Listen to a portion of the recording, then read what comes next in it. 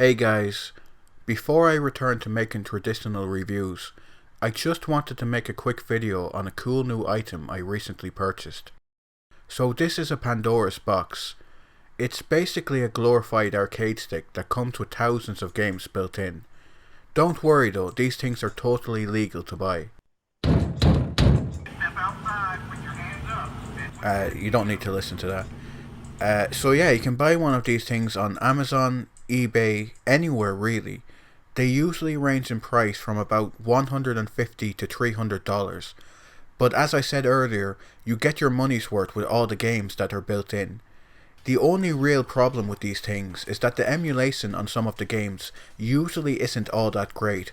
For example, a lot of the games I've tested on this thing have noticeable screen tearing.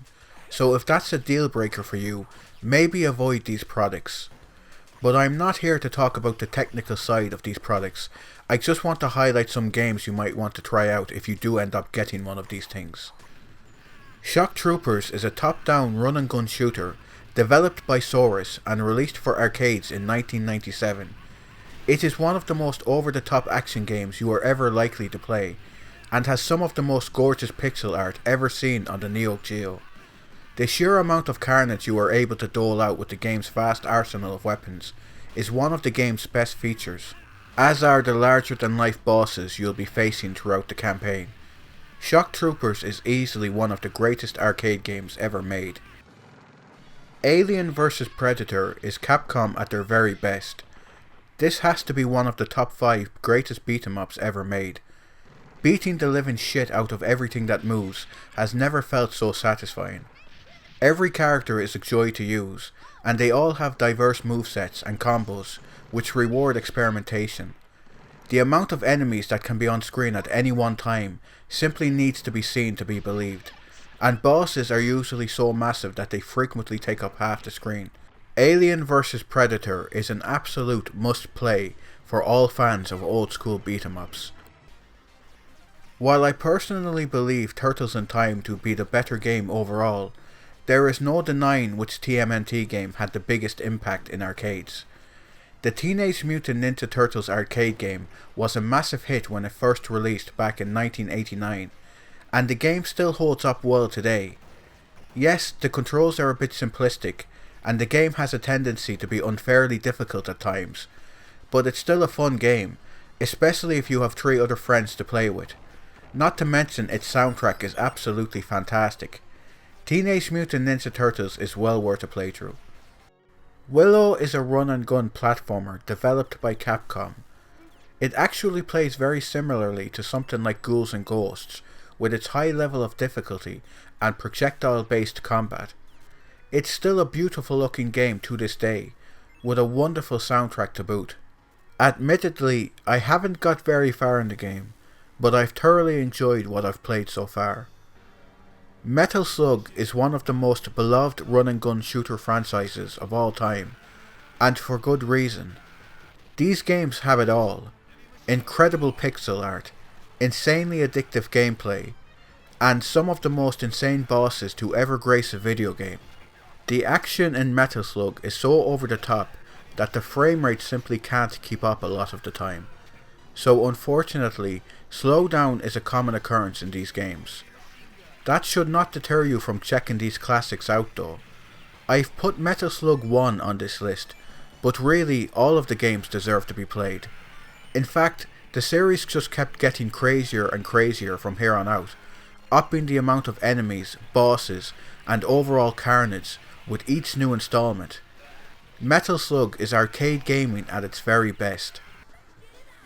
I'll be honest, I'm not the best at fighting games. I might be able to learn a few combos easy enough, but most of these games are so intimidating in their complexity that I usually steer clear from the genre entirely. That being said, however, I've spent more time than I care to admit playing Street Fighter 3rd Strike. I don't know why, but just something about the character roster and fighting arenas featured in this game just clicked with me. I actually want to learn how to play this game competitively. It also doesn't hurt that this is probably the most gorgeous fighting game I've ever played. With pixel art so good, it puts most others to shame. Third Strike is the most fun I've had with a fighting game since Mortal Kombat 9. Just like practically every other arcade game Capcom released during the 90s, Cadillacks and Dinosaurs is another bona fide classic of the beat-em-up genre. It might look and sound almost identical to other beat-em-ups Capcom released during this era, but Cadillacks and Dinosaurs does enough to differentiate itself from the pack. For one thing, this game has a far greater emphasis on firearm-based combat, with guns being littered practically everywhere. On top of that, the dinosaurs play an interesting role in the game, essentially being non-lethal until you or an enemy attack them, at which point they'll go on a rampage, attacking everything in sight. Another excellent title that you need to check out. The Simpsons arcade game is probably my least favourite title on this list, at least from a gameplay perspective. The game is simply far too mindless and repetitive, with an endless wave of similar looking enemies that you need to defeat by mashing the attack button over and over again. However, as a tribute to The Simpsons and its fans, it's probably one of my favourite beat-em-ups ever. As a huge fan of The Simpsons, or its first 10 seasons anyway, it was a joy playing through this game and trying to spot as many references and jokes as I could. The game is practically chock full of fan service that will delight anyone who even has a passing interest in the show. Demon Front is basically China's answer to Metal Slug. However, despite several similarities to SNK's legendary franchise, Demon Front still has a few cool ideas of its own. For example, each playable character in the game has a little animal buddy that will assist them in combat, and they can even be leveled up to be more useful. There is also a huge amount of enemy and weapon variety in the game, which keeps things feeling fresh. This is honestly one of the best run and gun shooters I've played in a long time. Okay, so The Adventures of Batman and Robin isn't technically an arcade game, but it really should have been.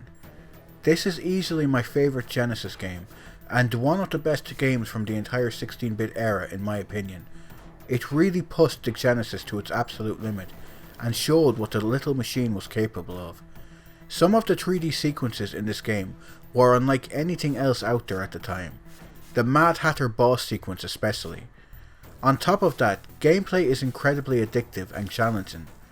However, the real star of the show is Jasper Kidd's legendary soundtrack for the game, which is right up there with Streets of Rage 2 as my favourite Genesis soundtrack. Practically all Pandora boxes come with every game I've just listed built into them, so I highly recommend checking out all these classics if you end up getting one. Anyways, thanks for checking out the video. Leave a like if you enjoyed it, leave a dislike if you didn't, and I'll see you guys soon.